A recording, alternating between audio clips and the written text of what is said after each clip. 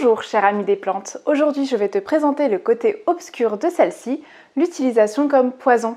De Socrate à Néron en passant par les Borgia, l'histoire et les affaires criminelles regorgent de faits où les plantes ont été utilisées pour commettre des crimes.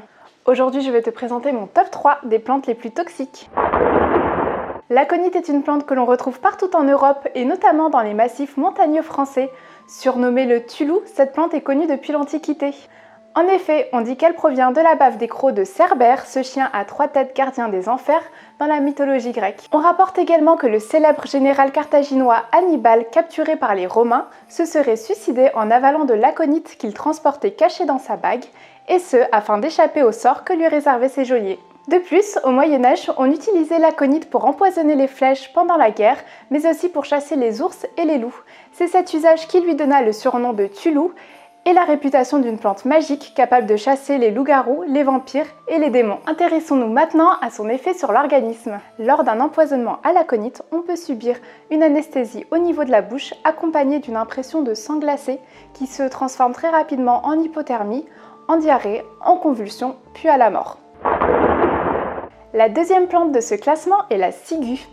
Et je ne peux pas te parler de la ciguë sans te parler de Socrate, l'un des philosophes les plus connus de l'histoire. Le philosophe fut en effet condamné par ses compatriotes pour ne pas reconnaître les mêmes dieux que l'État et pour corrompre la jeunesse. Socrate dut alors consommer une boisson à base de ciguë afin de mettre fin à ses jours. La mort du philosophe est sans doute enjolivée par son disciple Platon puisqu'elle nous est rapportée calme et sereine, alors que les effets d'un empoisonnement à la ciguë sont beaucoup plus spectaculaires. Convulsions violentes, yeux exorbités, écoulement de salive, délire, douleur, et enfin la mort. En somme, un trépas peu réjouissant. Heureusement pour nous, cette plante envahissante que l'on retrouve partout en Europe diffuse une odeur désagréable lorsqu'elle est froissée ou mastiquée, ce qui fait que les cas d'intoxication sont très rares. Parlons maintenant d'une des toxines les plus dangereuses de tout le règne végétal, la ricine qui est extraite du ricin. Cette plante est connue depuis des millénaires, mais ce n'est que très récemment qu'elle a fait son entrée dans le monde très fermé des poisons.